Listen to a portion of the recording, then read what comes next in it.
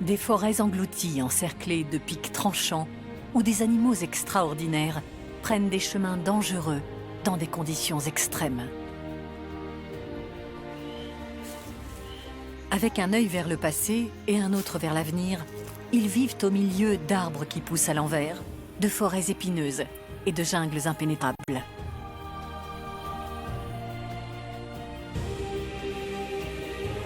Ceci n'est pas un monde imaginaire, mais un étrange pays de merveilles où la nature a laissé libre cours à toutes ses fantaisies. Madagascar, une île unique.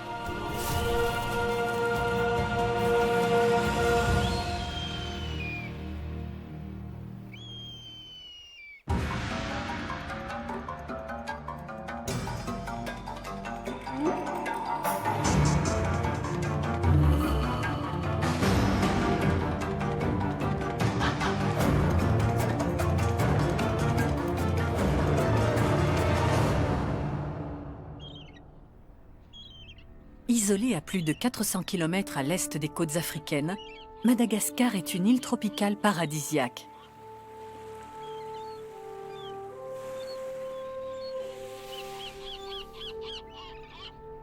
C'est la 4e plus grande île au monde.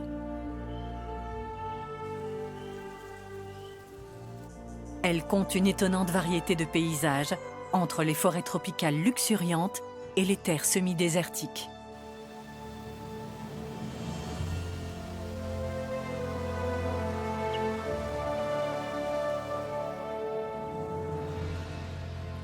Madagascar est aussi l'île la plus vieille au monde, dont les origines remontent au Jurassique. Son histoire débute il y a 180 millions d'années. Il n'y avait qu'un seul supercontinent au sud, le Gondwana. Sur une période excessivement longue, les forces tectoniques ont déplacé cette masse terrestre qui s'est fracturée pour former les continents que nous connaissons aujourd'hui.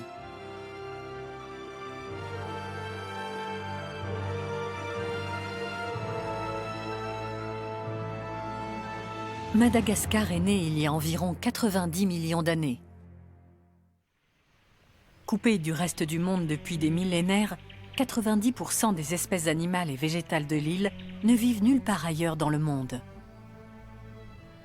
Les plantes de l'ère du Jurassique qui poussaient sur le Gondwana furent les premières formes de vie sur l'île. Une fois isolées, celles-ci sont devenues des espèces uniques, emblématiques de l'île, comme ces magnifiques baobabs géants. 6 des 8 espèces de baobabs existantes ne vivent que sur Madagascar.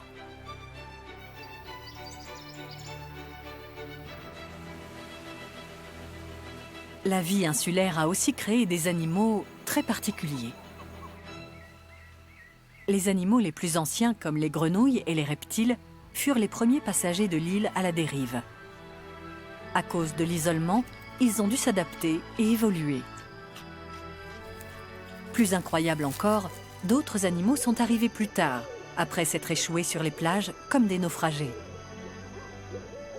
Ces survivants ont probablement flotté à travers un océan houleux, accrochés à des amas de végétation.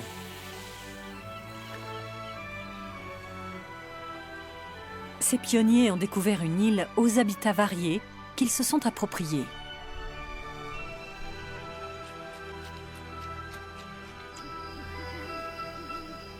Aujourd'hui, il existe plus de 100 espèces de lémuriens qui ont tous suivi le même parcours.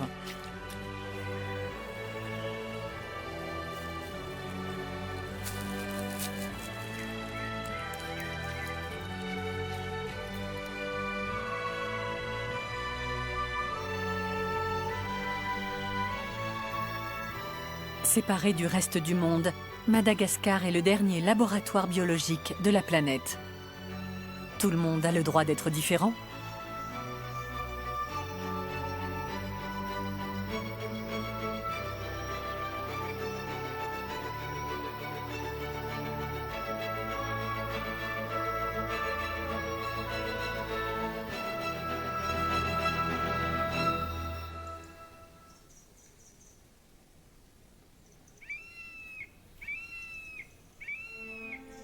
Le climat de l'île est influencé par une chaîne d'anciennes montagnes escarpées qui s'étend du nord au sud.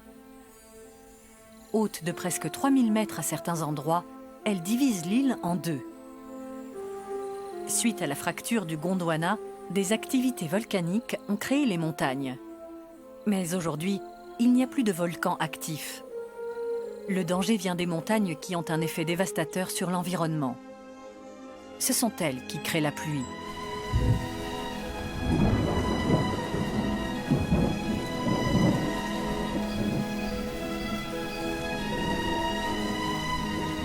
La partie orientale de Madagascar est exposée aux alizés.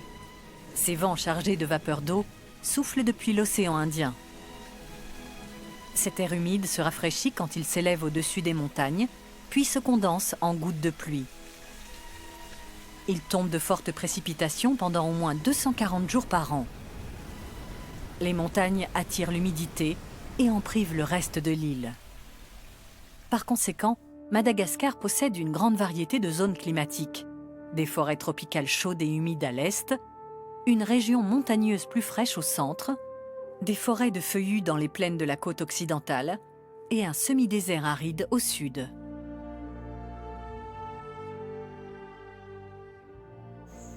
Chaque région abrite une faune et une flore qui ont réussi à s'adapter à des conditions difficiles.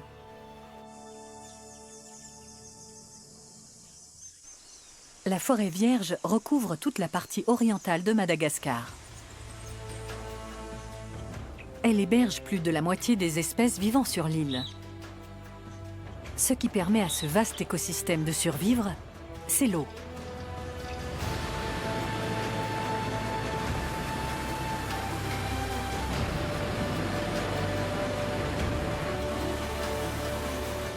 Ici, la pluie est abondante. Plus de 2,5 mètres d'eau tombent chaque année, créant des rivières au débit puissant.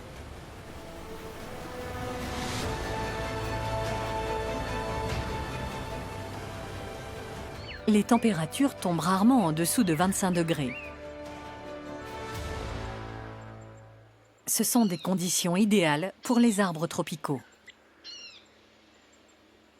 Tout en haut, dans la canopée, les feuilles fonctionnent comme une énorme usine à énergie solaire.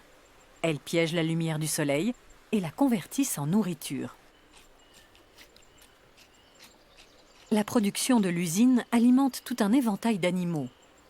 Dans la forêt tropicale, entre 70 et 90% de la faune vit au-dessus du sol, en haut, dans les arbres.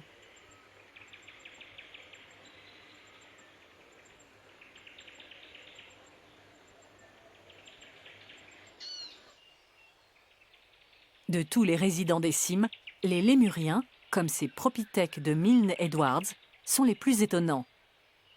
Ils ont beau ressembler à des singes, ils sont très différents.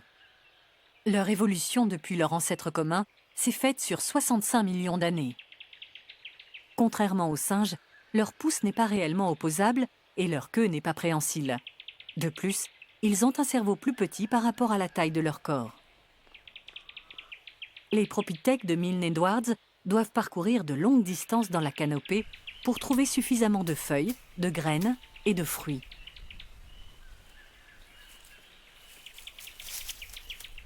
Ces animaux très agiles sont les acrobates de la forêt.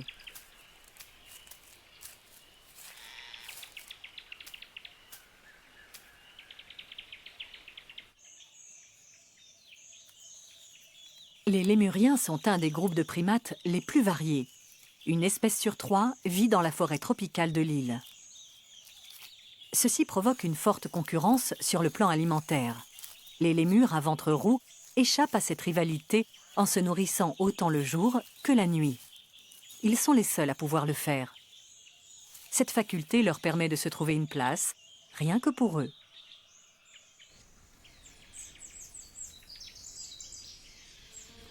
Les forêts tropicales de l'Est abritent une multitude de reptiles endémiques à Madagascar.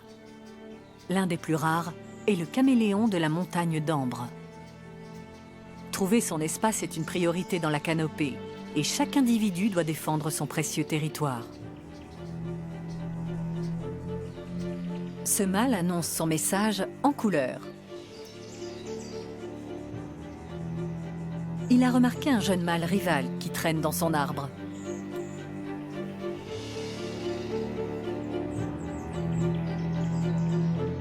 Alors, il se gonfle et affiche des couleurs qui montrent son mécontentement. L'habitant du lieu affronte son envahisseur. Ce dernier prend une couleur sombre pour signaler qu'il fait marche arrière.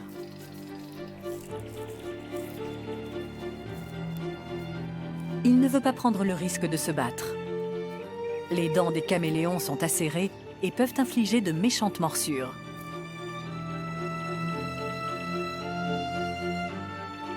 Leurs mâchoires sont aussi puissantes que celles d'un gros chien. Les combats sont donc évités à tout prix.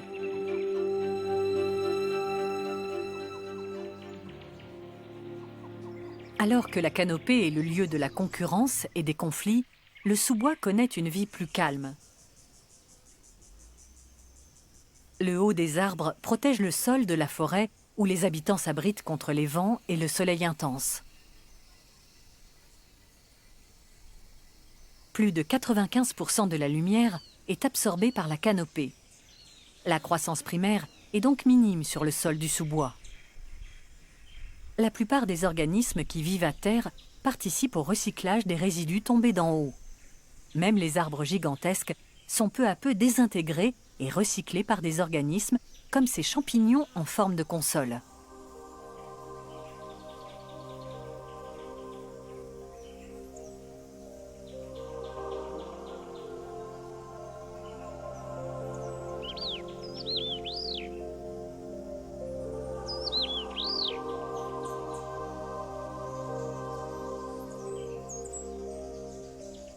C'est le dernier endroit où on penserait trouver un caméléon.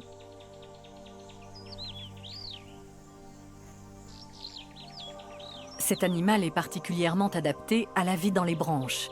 Il vit rarement au niveau du sol.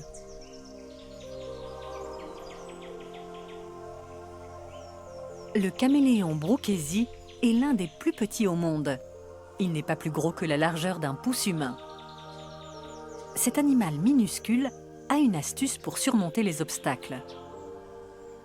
Il se sert de sa queue comme d'une canne pour négocier le monde difficile qui l'entoure.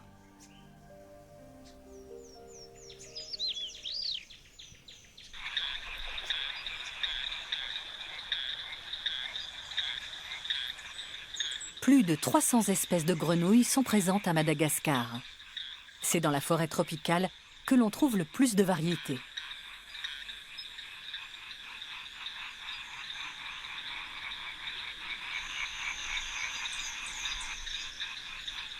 Aucune n'est aussi frappante que la mantelle, dont les couleurs éclatantes préviennent les prédateurs de sa toxicité. La mantelle ne produit pas ses propres toxines. Sa peau venimeuse est due aux fourmis et autres petits invertébrés qu'elle avale. Elle fait partie des animaux les plus venimeux de la planète. Les animaux ne sont pas les seuls à se servir de poison pour ne pas être mangés. Les plantes font de même. Certaines espèces de bambous contiennent du cyanure pour éviter d'être dévorées.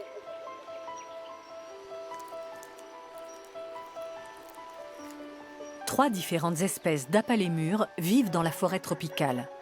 Chacune d'elles se nourrit de morceaux de bambou bien spécifiques.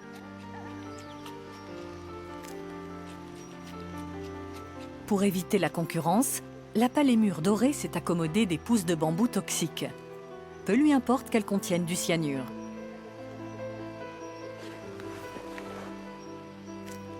Cette partie de la plante représente presque 90% de son alimentation. Il en mange un demi-kilo par jour, ce qui correspond à 12 fois la dose mortelle pour un animal de cette taille. C'est même assez pour tuer un être humain. Personne ne sait comment cette apalémure dorée est capable de tolérer un tel taux de cyanure. En tout cas, cette tolérance lui permet de vivre aux côtés de ses concurrents dans ces forêts surpeuplées.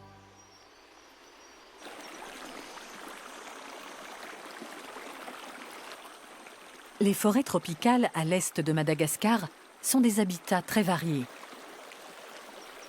Ce sont des serres biologiques chauffées par le soleil et arrosées par la pluie. Elles contrastent fortement avec d'autres parties de l'île. La chaîne de montagnes du centre bloque les nuages remplis d'humidité. Ainsi, les régions du sud et de l'ouest sont soumises au phénomène d'ombre pluviométrique. C'est la saison sèche dans les forêts de Kirindi.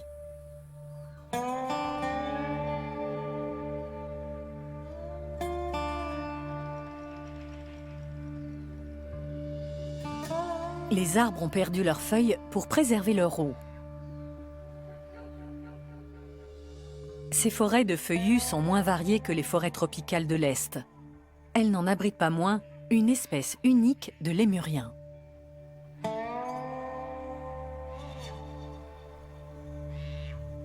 Le Sifaka de Véro est un des lémuriens les plus élégants de Madagascar. Comme son cousin de la forêt tropicale, il fait partie d'une famille de grands lémuriens athlétiques. Leur aptitude à bondir est vitale, car elle leur permet non seulement de se déplacer et de se nourrir, mais aussi d'avoir une longueur d'avance sur le danger. Les prédateurs rôdent dans cette forêt sèche. Ils s'attaquent particulièrement aux lémuriens, qui représentent plus de la moitié de son alimentation. Le fossa est le plus grand prédateur de Madagascar. Il ressemble à un chat, mais il s'apparente davantage à la mangouste.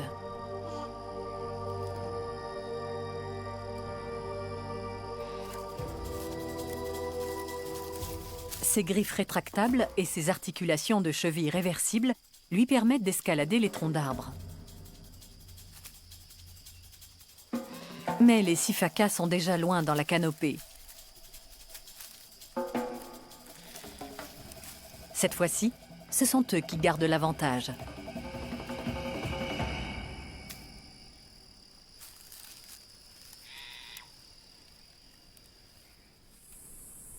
6 à 8 mois de sécheresse rendent la vie difficile dans les forêts de Kirindi. Les rivières se tarissent. Pourtant, dans certains endroits, il reste encore de l'eau. Cette petite mare est alimentée par une source souterraine. Elle attire la foule. Ces inséparables à tête grise affluent vers l'eau. Tout comme ces tourterelles de Madagascar.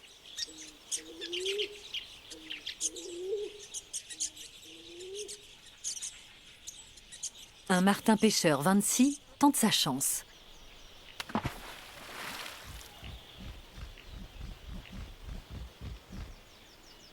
Là où la vie se rassemble, il y a toujours un observateur.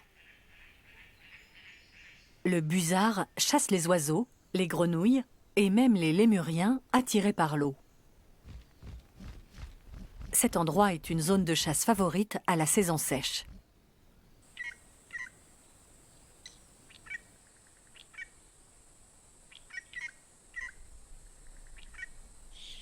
Un couple de drongos malgaches se repose près de la mare.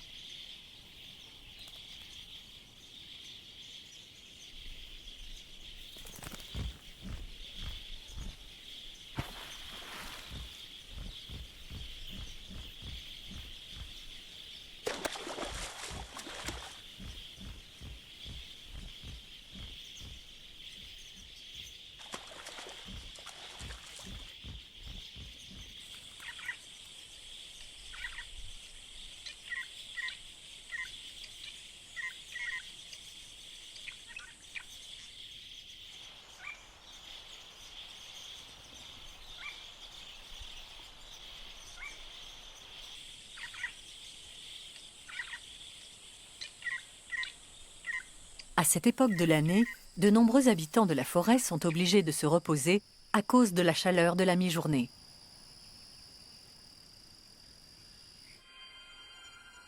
Rien n'est mieux adapté à la saison sèche que le baobab. Madagascar est célèbre pour ses arbres qui poussent à travers la région de Kirindi. Ces arbres géants succulents conservent suffisamment d'eau pour survivre aux périodes sèches. Leur écorce est recouverte d'une cire protectrice qui évite d'autant plus la perte d'eau. Les plus grands spécimens peuvent atteindre 30 mètres de haut.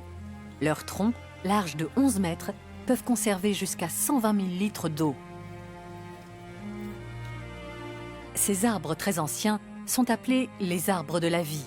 Et pour cause, ils font partie des plus vieux arbres sur la planète. À Madagascar, certains ont plus de 1000 ans.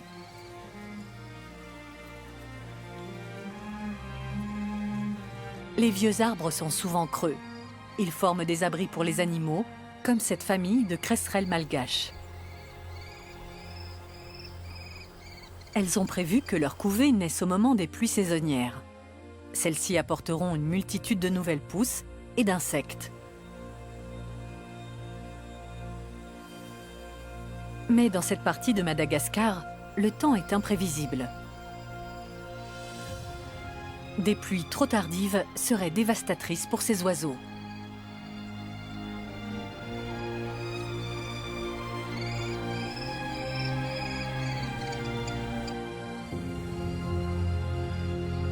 La vie sur cette plaine côtière aride à l'ouest de Madagascar dépend de la disponibilité en eau. C'est encore plus vrai dans la partie la plus aride de l'île, le désert épineux, tout au sud du pays.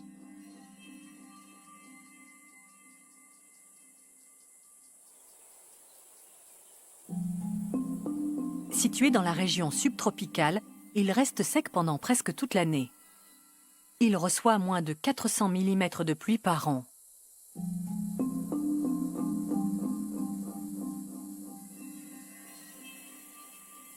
C'est un paysage très ancien qui remonte au temps où l'ensemble de Madagascar n'était qu'une terre aride.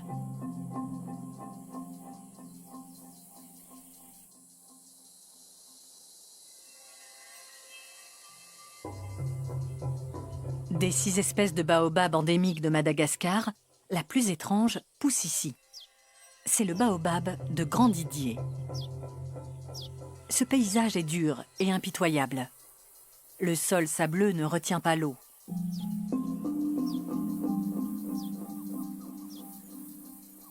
Toutes les plantes qui vivent ici sont faites pour conserver l'eau. Elles savent aussi se protéger contre les animaux qui broutent leurs précieuses feuilles. Certains végétaux se défendent avec des épines, comme ces arbres pieuvres. Bien qu'ils ressemblent aux cactus, ils n'ont aucun lien avec eux. Les piquants de cactus viennent de feuilles transformées, alors que les épines des arbres pieuvres poussent directement sur les branches et les tiges.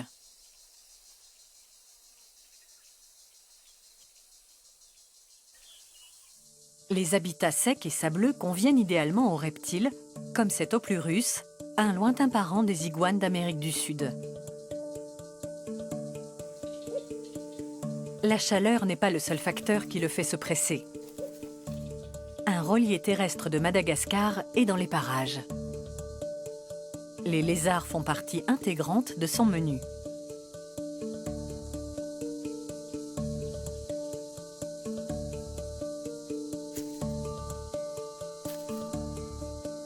Mais il fait bien trop chaud pour chasser. Alors l'oiseau se glisse sous terre pour échapper à la chaleur sèche du milieu de journée.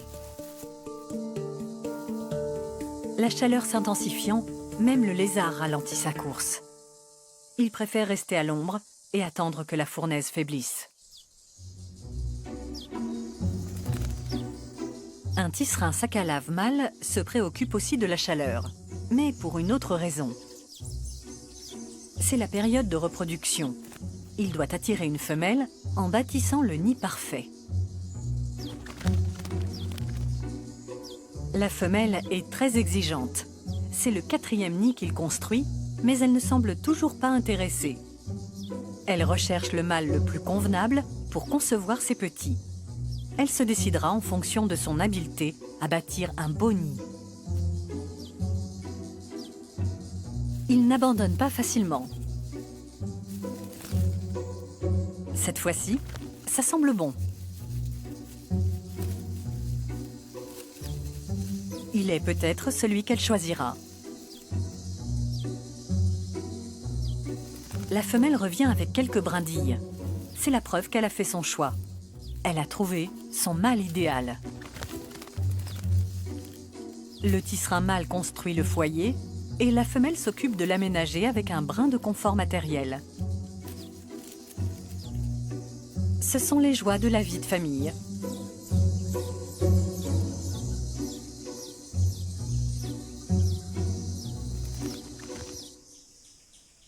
La pluie peut tomber avec parcimonie sur la pointe sud de l'île. Même si c'est inhabituel, une autre ressource en eau reste cependant plus fiable. La présence de lichen sur la face sud des arbres et des buissons indique l'origine de l'humidité. Le long de cette partie du littoral, un courant orienté nord passe au large. Il provoque la remontée d'eaux profondes et froides qui amène du brouillard.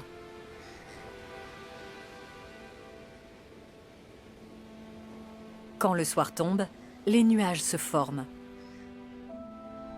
Le brouillard s'installe et dépose son humidité sur les feuilles et les branches. Cette remontée d'eau océanique, chargée de riches nutriments, apporte aux poissons et aux oiseaux des ressources abondantes. Voici la petite île de Nosy Be, au sud-ouest de Madagascar. Les phaétons à brun rouge nichent en grandes colonies sur la plage. Ils sont monogames. Les deux parents s'impliquent dans l'incubation des œufs et dans le repas des oisillons. Après la période de reproduction, les adultes s'envolent à nouveau dans le ciel. La colonie se disperse. Chaque individu repart vers l'océan avant de revenir à la saison suivante.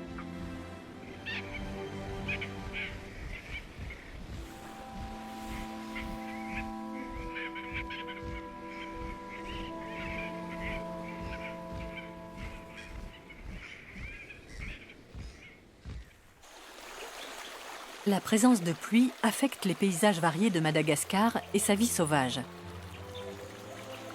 À l'est, poussent des forêts luxuriantes et au sud, s'étendent des semi-déserts arides. D'autres paysages particuliers existent entre ces deux extrêmes. Ils ne sont pas façonnés uniquement par l'abondance en eau ou par la sécheresse, mais aussi par la puissance de l'eau qui modèle la géologie de l'île.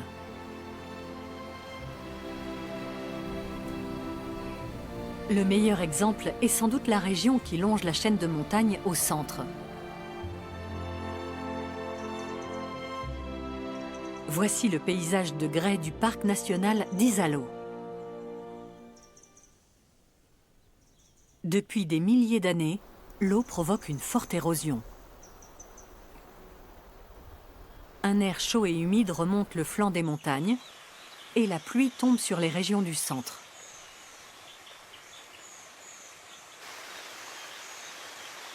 Les montagnes jouent le rôle d'une énorme éponge qui emprisonne l'eau et la relâche lentement. L'eau est alors une valeur sûre.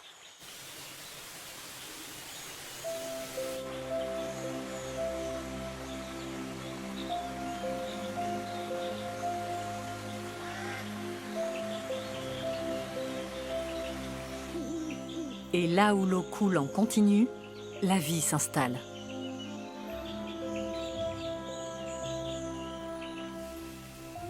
Les rivières sculptent de grands canyons à travers le paysage qui datent de l'époque où Madagascar faisait encore partie du Gondwana. Ces canyons sont des oasis où la vie fourmille.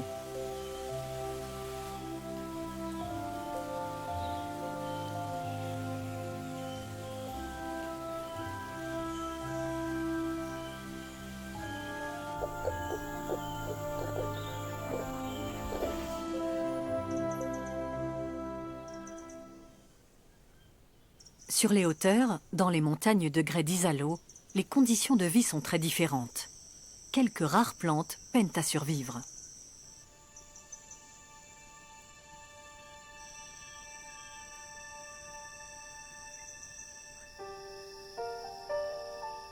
Ce paysage rude abrite une grande diversité de végétaux succulents, des plantes grasses qui font des réserves d'eau. Elle renvoie au temps où le climat de Madagascar était beaucoup plus sec. l'île possède une incroyable variété d'espèces, comme cette couronne d'épines. Cette fleur compte sur les insectes pour être pollinisée. Elle leur offre en retour un riche nectar.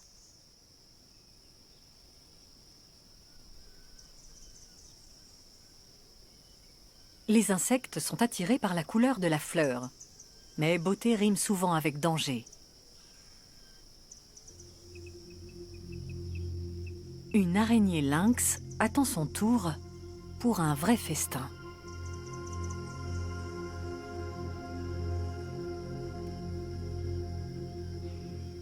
Mais l'araignée non plus n'est pas à l'abri du danger. Une guêpe parasite cherche un endroit pour pondre ses œufs. Sa cible, c'est l'araignée. Elle insiste. Son but est de paralyser sa proie avec son dard.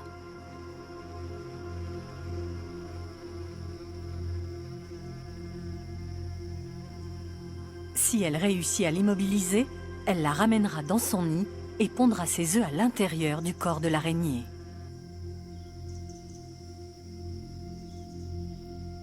Une fois écloses, les larves de la guêpe dévoreront l'araignée vivante.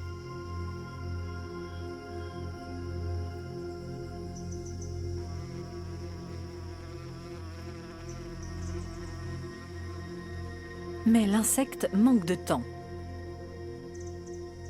Les tueuses de guêpes approchent.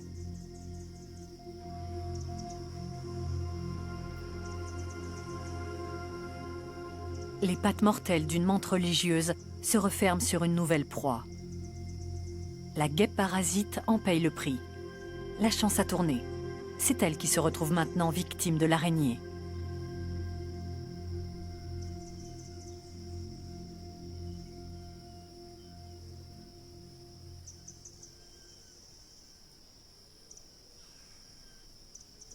Les montagnes de grès d'Isalo ont été sculptées pendant des millénaires par l'érosion de l'eau.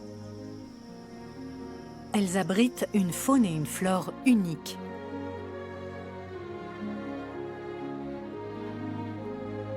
Au nord, le long de la chaîne de montagnes, se trouvent d'autres paysages majestueux créés par l'interaction de la roche et des intempéries.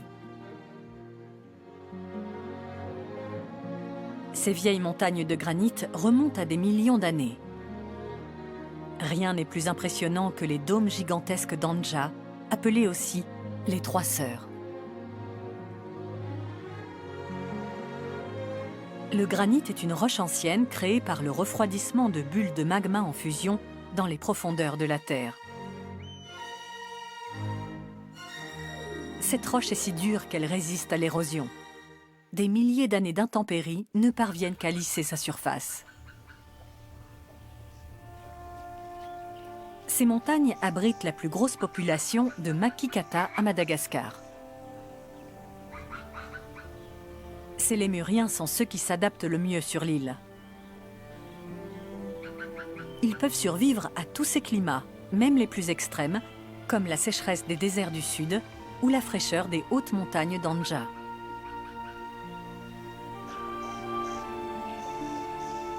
En hiver, ces sommets hauts de 1400 mètres sont souvent saupoudrés de neige.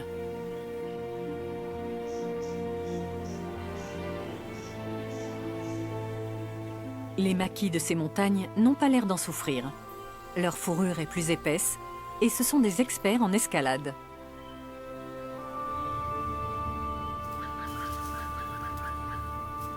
Les Makikata partagent leur habitat d'altitude avec quelques autres plantes et animaux résistants.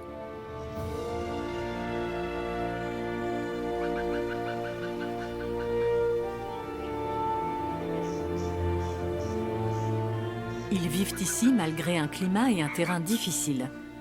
Mais grâce à la présence d'eau au creux des rochers et à l'abondance de nourriture dans les forêts au pied des montagnes, ils y trouvent leur compte.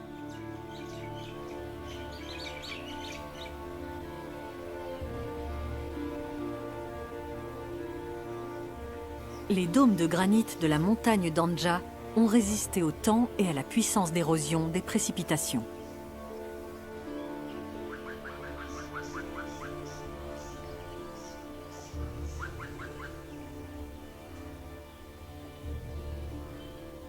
Mais tout au nord de Madagascar, il existe un endroit qui est beaucoup plus fragile. Usé depuis longtemps par les tempêtes, c'est peut-être le paysage le plus remarquable de l'île. Ankarana est une forteresse de pierre naturelle. Ses pics tranchants comme des rasoirs s'appellent les tsingi.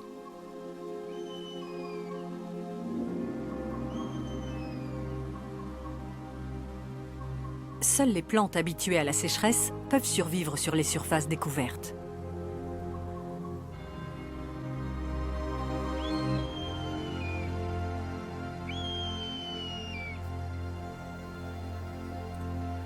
C'est probablement le dernier endroit sur l'île où l'on s'attendrait à voir des lémuriens.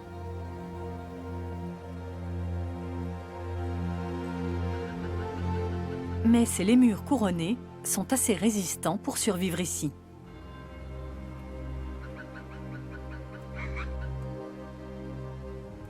Leurs dessous de pattes rembourrés leur permettent de se déplacer à travers les pics acérés.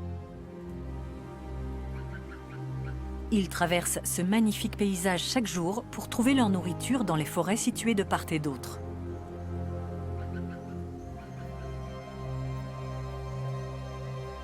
Cet énorme massif calcaire s'est formé il y a environ 150 millions d'années dans un lagon peu profond sur les bords du Gondwana.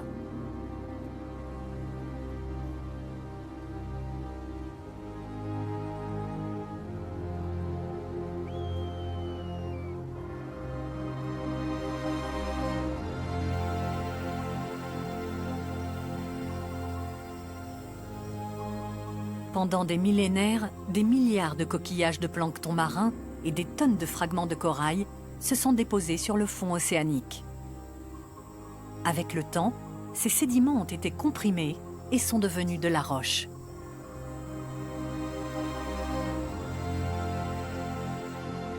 Cette nouvelle roche a ensuite été soulevée par les forces tectoniques. Le calcaire, ainsi exposé aux éléments, a révélé sa nature fragile.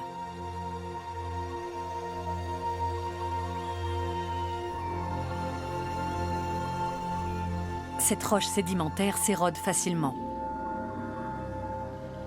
Les pluies rongent la surface de la roche. Des pics dentelés se forment et des fissures profondes se creusent. La pluie disparaît dans les crevasses et s'infiltre au plus profond de la roche, pour rejoindre les rivières souterraines.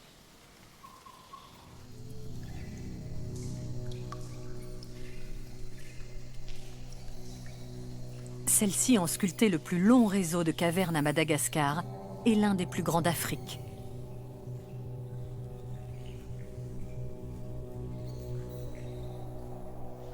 Les fondations d'Ankarana ont été érodées pour former un labyrinthe de grottes gigantesques. Il regorge de cavernes décorées de cristaux. L'eau, remplie de calcaire dissous, s'infiltre du plafond. Chaque goutte dépose une minuscule couche de carbonate de calcium sur la surface.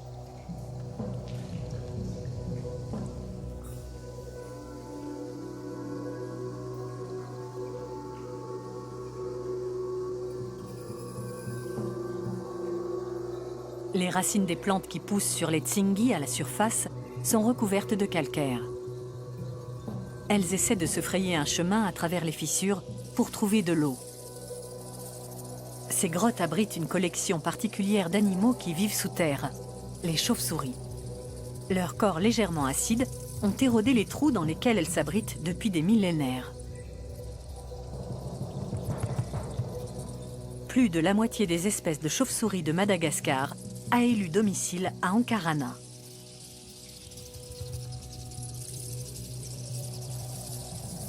Au-dessous de leur perchoir, des tas de déjections, appelées guano, nourrissent toute une armée d'animaux cavernicoles.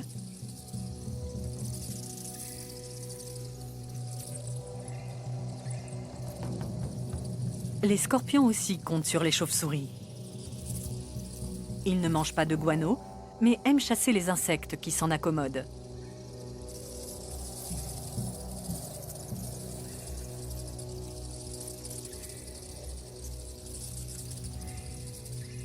Mais d'autres prédateurs, encore plus inquiétants, habitent aussi ces grottes obscures. Voici la caverne du crocodile, nommée ainsi à cause des sauriens qui se cachent dans ses profondeurs. C'est ici le seul endroit au monde où les crocodiles du Nil se sont adaptés à la vie des cavernes. La raison de ce changement de vie reste un mystère. Peut-être se réfugient-ils ici pour éviter les températures torrides et les hommes qui les chassent. Ils viennent peut-être aussi de temps en temps pour chasser les chauves-souris, les poissons aveugles et les anguilles qui vivent dans les rivières souterraines.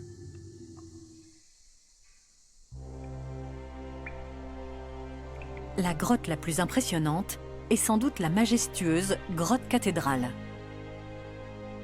Un trou dans le plafond laisse passer un rayon de lumière qui frappe le sol.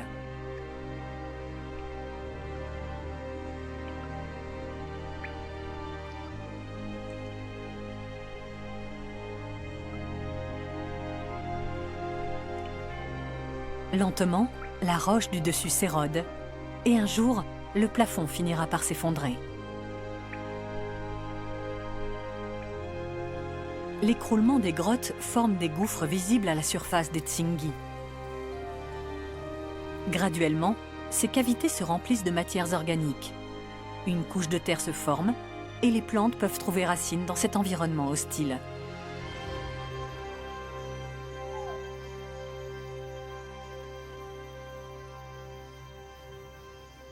Les arbres poussent et composent une forêt isolée, engloutie.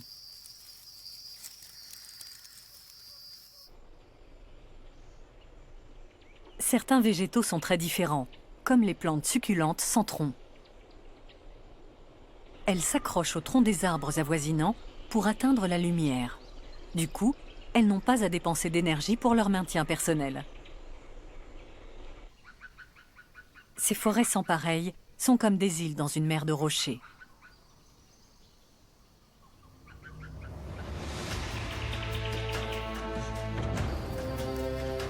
Madagascar est un monde étrange, magnifique et unique.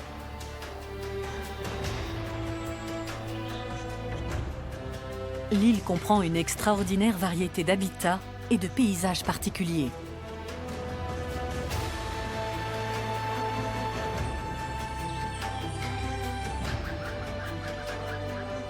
Sa chaîne de montagnes domine le climat de l'île et dicte la vie de ses rares habitants.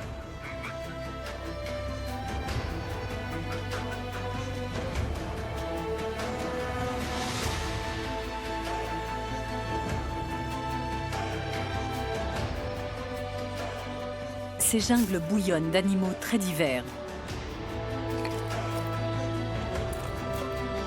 Ces déserts épineux grouillent de dangers.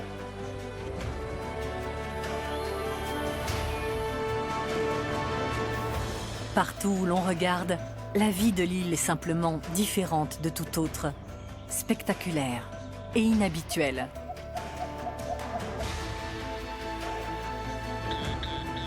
La faune et la flore se sont adaptées magnifiquement aux paysages très variés. Madagascar, une île unique.